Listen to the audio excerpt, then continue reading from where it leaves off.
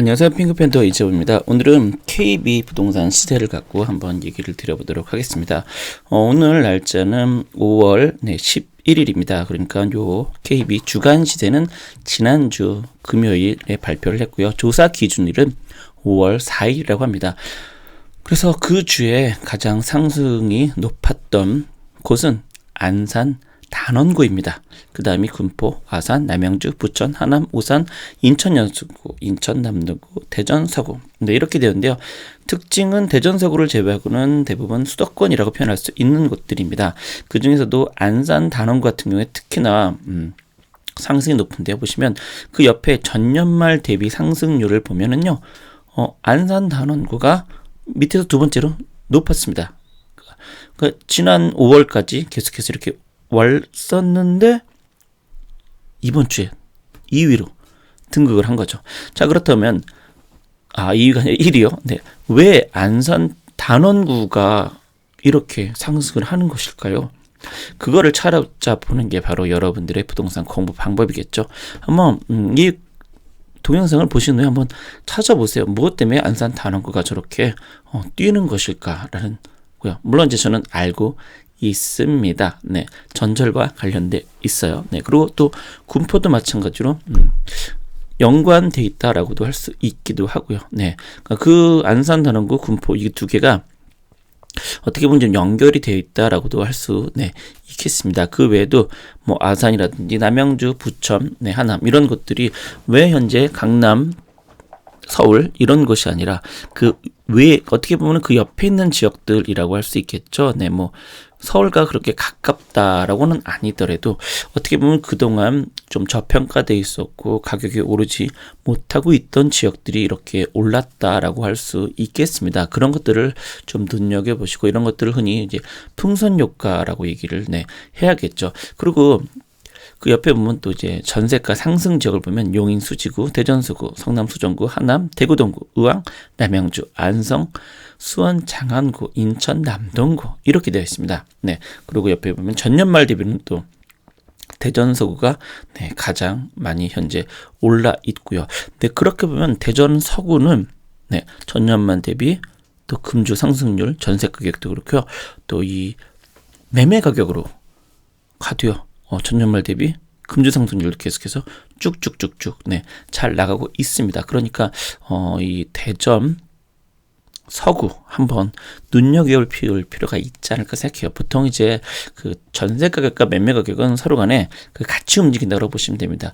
전세가 오를 때 매매 가격도 오르는 경우가 많죠. 물론 이제 그 2010년대에 수도권 볼 때 전세는 쭉쭉쭉쭉 오르는데 매매 가격이 전혀 못 올랐습니다. 그러다 보니까 사람들이 생각할 때 전세 가격이 오르고 매매가 오르지 않은 곳들이 좋다라고 생각하실 수 있는데요. 대부분 전세 가격과 매매 가격은 상대적으로 비슷하게 움직인다라고 할 수 있습니다. 물론 최근 1, 2년만 놓고 본다고 하면 서울 수도권 같은 경우, 특히 서울 같은 경우에 전세 가격이 그동안 그렇게까지 상승을 크게 하지 못했다라고 생각할 수도 있으시겠지만요. 결코 그렇지는 않습니다. 워낙 매매 가격 상승이 높다 보니 전세 가격이 그렇게까지 상승하지 못했다라고 여기는 거죠. 한번 전세 지수라는 걸 한번 볼까요? 전세 지수라는 걸로 보신다고 하면 이렇습니다. 여기 나와 있는 것처럼 서울, 강북 이렇게 되는데 서울만 놓고 본다고 하면 요게 보시는 것처럼 대략 2019년 100을 기준으로 해서요.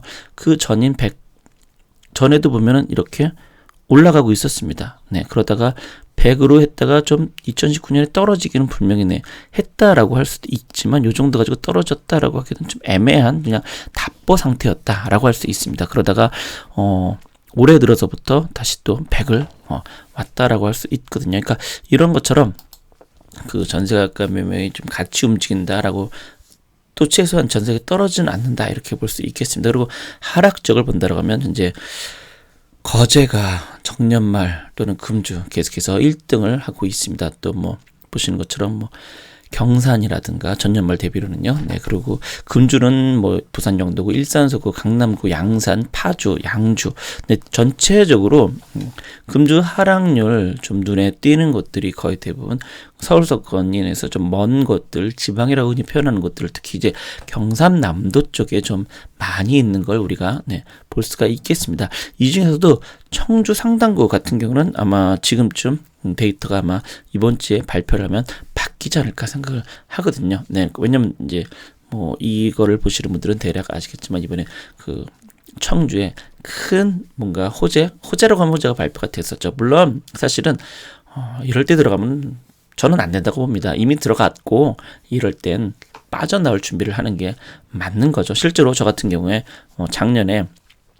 작년 가을에 청주를 들어가라고 얘기를 하기는 했었거든요. 제가 운영하는 7점반에서는요. 네, 그래서 그분들 같은 경우는 뭐 사실은 이제 빠져나와도 뭐 되기는 하죠. 물론 이제 뭐 쉽게 팔 수 없을 수도 있지만 그래도 뭐 거기 살고 있는 임차인한테 양해를 구하고 하면 되기는 하니까요. 뭔가 그런 식으로 사실은 투자를 하는 게 맞지. 남들이 갈 때 우르르 달려가는 거 이런 건 별 그다지 화려해 보일진 모르지만 실속은 없다라고 할 수 있지 않을까요? 라는 게 제 생각입니다. 그래서 이런 식으로 되는데 또 전세가 하락도 보시면 과천이나 뭐 이런 데들이 좀 많이 여기 보면 광주, 제주, 익산, 부산, 춘천, 양천구, 노원구, 청주, 흥덕구, 울산, 북구 이런 것들이 특히 이제 과천 같은 경우는 워낙 이제 하락률이 많다라고 하는데 과천은 워낙 이제 좁은 도시라고 작은 도시라고 할 수 있기 때문에 좀 더 지켜볼 필요는 있기는 합니다. 네.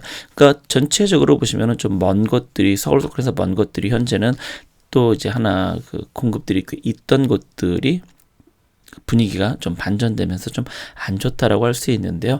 그렇다 하더라도 뭐 서울, 양천구, 노원구 이런 곳들은 이제 다시 분명히 전세 가격들이 올라갈 가능성이 크지 않을까 생각됩니다. 그래서 사실 금주 하락률보다는 전년 말 대비 얼마나 전세 또는 매매 가격이 하락했냐 이걸 보는 게 더 중요하지 않나라고 생각합니다. 특히 전세 같은 경우에 이제 추세라는 걸 봐야 되기 때문에요. 네, 그래서 보시면은 이제 전년 말 대비 하락하는 게 전세 같은 경우도 계속해서 비슷비슷하게 있는 곳들이 과천, 부산, 계장구 그리고 또 보시면 그 외에는 일치되는 곳이 익산 정도까지 춘천 이렇게 이런 것들이 있는데요. 이번 주만 놓고 본다라고 하면 그렇지 않죠. 그래서 지금 언급한 곳들은 작년 말 대비 계속 하락하고 이번 주에도 계속해서 하락하고 있기 때문에 전세 가격이 많이 떨어지고 있기 때문에 지금은 좀 피하는 게 괜찮지 않을까 생각이 좀 들긴 합니다. 뭐 이렇게 매매가 하락 같은 경우도 보시면은 이제 전년 말 대비도 하락하고 금주에도 계속해서 하락하고 이런 것들이 있다면 그걸 좀 피하셔야 되는데 이번 주만 하락했다 그런 것들은 얼마든지 일시적으로 올 수 있는 상황이기 때문에 굳이 그렇게까지 할 필요는 없지 않을까라는 게 제 개인적인 생각입니다. 자, 그러면은 오늘은 첫 시간이라서 한번 이렇게 간단하게 얘기를 해봤고요. 다음에 다른 얘기로 좀 더 재미있고 즐겁게 하도록 이렇게 보겠습니다. 그럼 오늘 여기서 마치도록 하겠습니다. 저는 핑크팬더 이재범이었습니다. 여러분 반갑습니다. 고맙습니다. 다음에 또 뵙겠습니다.